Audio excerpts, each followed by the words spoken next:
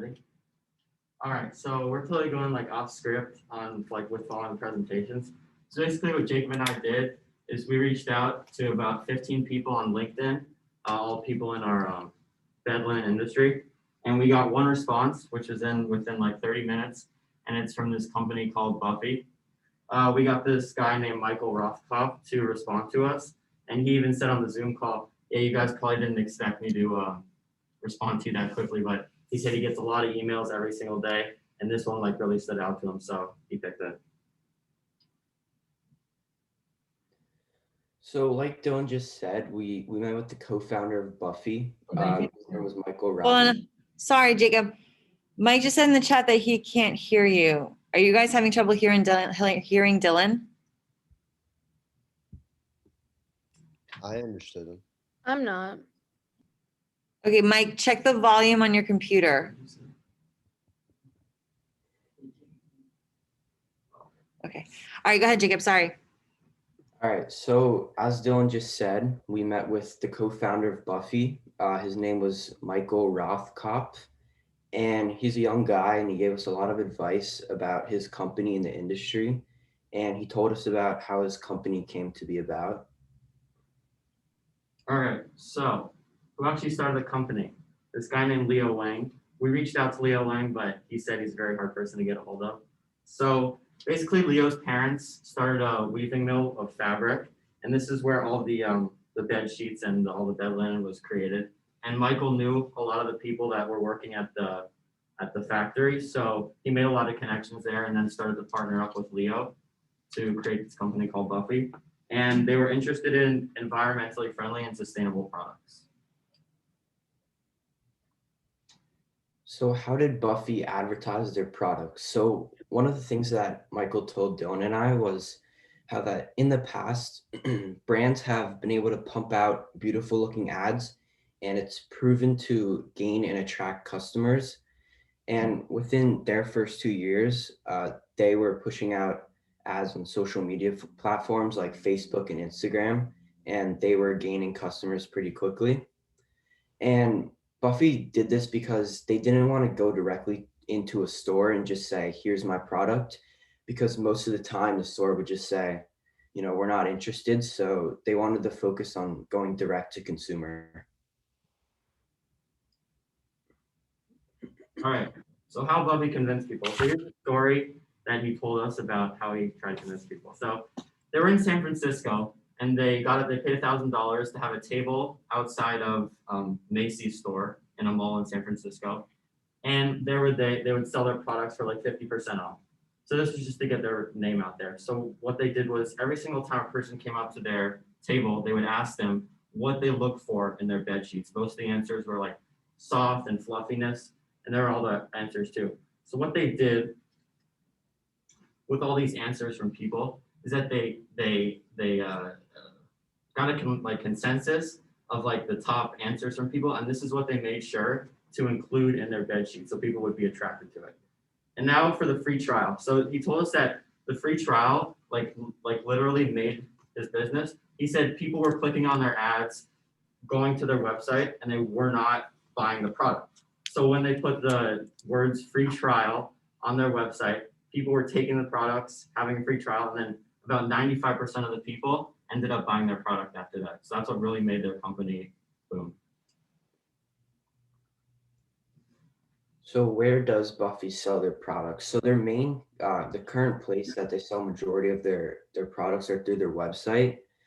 However, they're also in-store and online retailers such as Amazon, Target, Bed Bath & Beyond, and QVC. And they were able to get into these stores by proving that their track record was worth being sold there based on their speed of growth and how they're doing overall in sales. And one of the things that Michael mentioned to us was how a lot of these stores were interested in sustainable products. And that was one of the key factors in their product that kind of set them apart from others. So they had an easy way in to a lot of the stores. All right, so for the most important point we took from this meeting, he said he had success by making people who don't want to look for new bedding actually want to buy their product. they really made sure to include people's wants and needs in their product, and that's what attracted everyone. That's it. You don't end with that's it. Oh, any feedback? Thank you. Thank you. Okay. So non-traditional pitch, right? They didn't do any of the pitch things, but they were really excited about the conversation they had. I think that they definitely showed what I'm hoping that the group of you who said that that's what you're, thank you. The group of you who said this is the risk I want to take, right? I want to reach out to somebody. That is a perfect example of how to do it, right? They reached out to a bunch of people. Most of them didn't respond, right? But then they got lucky with somebody great who responded. Then they went in and they were super prepared. They didn't even get to ask all their questions, right? No, we got like 4 of our questions. Yeah, but they were super prepared. Their excitement leads to his excitement, and they got some really great advice, right? So that's the model for how to do this. Just put yourself out there. What's the worst thing that could happen? Nobody responds. Okay, you didn't know them anyway, right? It doesn't matter. But the best thing that can happen is somebody exactly who you wanted is going to respond to you, and you get all this information that you were hoping to get. Okay, so definitely use that as the model. Now, I don't want to give feedback for their pitch so much. I want us to push their thinking. Okay, so I want you all to start trying to be me a little bit, in the sense that asking questions to help Jacob and Dylan to get to the next level. Because if you can ask those types of questions, it means your business brain is working, right? So after you see Dylan and Jacob pitch, does anybody have something that you think, you know what, I want to ask them this because I think if they ponder answering this question, it'll get them to the next step. Think about it for a couple minutes. Really think about what you could ask them to get them to the next level. What should they be considering next? And then put that in a question form. Take a couple minutes and think.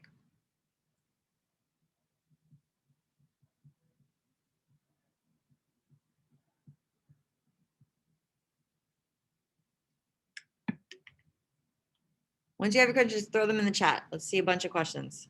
I want you to all try this. I'm telling you, it seems hard because you haven't done it yet, but we got to start molding our brains to work a certain way.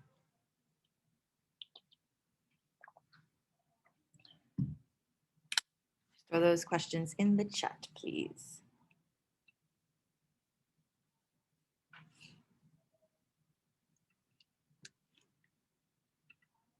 I think like even if we don't pursue this, like this information could be like so helpful to us if we go into any industry. Absolutely. He told us like where he sells, how he got into the stores, the website, all that stuff, so that we know how to deal with our products and stuff. Absolutely. What if I wrote down a question, but like I can't type it in the chat? You tell me the question. Go ahead. This is Natalia's. How can you guys take something similar to Buffy and like make it your own? And how can you make food veggies happening by identifying your wants? Whoa, whoa. Oh, sorry. How can you take? How can you take something similar to Buffy, but make it your own? And then how can, make it better. yeah. Or make it I'm better? thinking upon our idea. That's what we were thinking about. Or- It's gonna be very tough for us to go out and compete with them. Or how that's why I was thinking about it. And if you guys like not like partner, or I don't know if you can get it this far, but if you were to take something similar, but you don't have like veggies, they have like their eucalyptus or whatever they call it, comforter.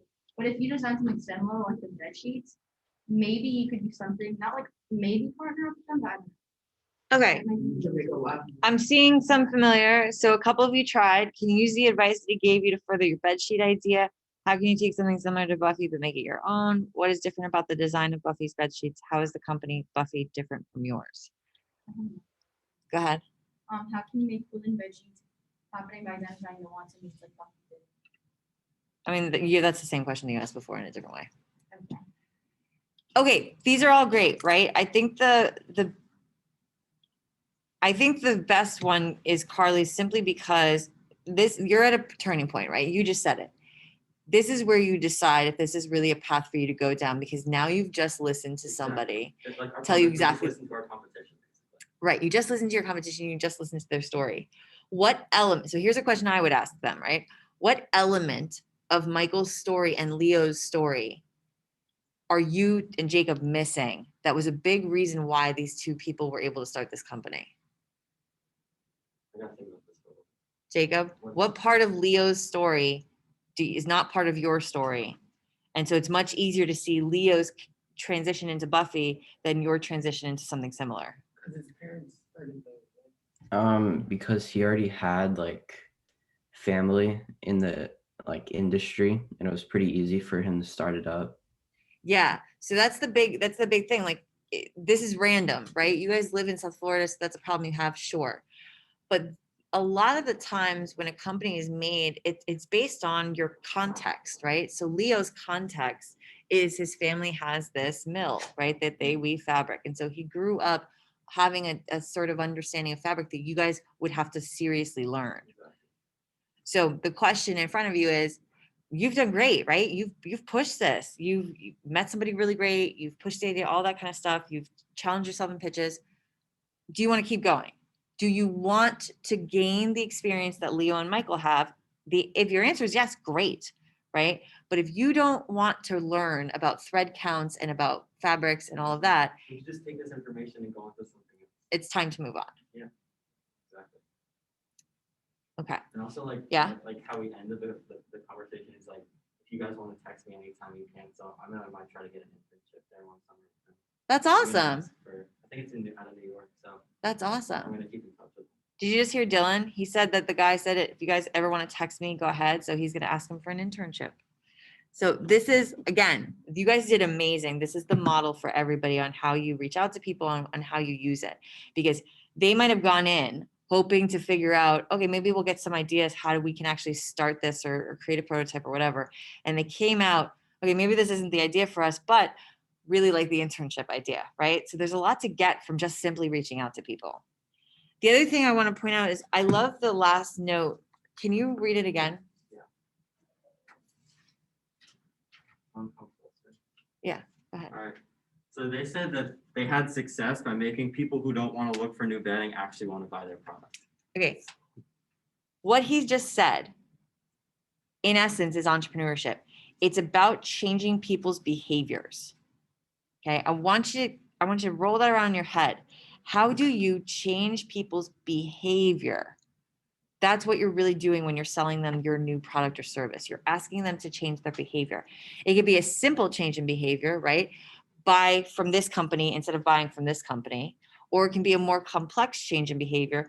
Hey, change the way that you do your morning routine by buying this product or service.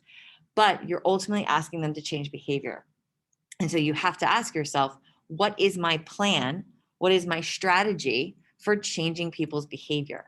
Right? So Sammy, with her app idea, she now has to get people to stop thinking about just word of mouth from their friends and family, and instead trust an app and trust a community of strangers to give them word of mouth of like, this is a great vendor for this, or this is a great vendor for that, right? So she's asking for a change in behavior. How does she do it?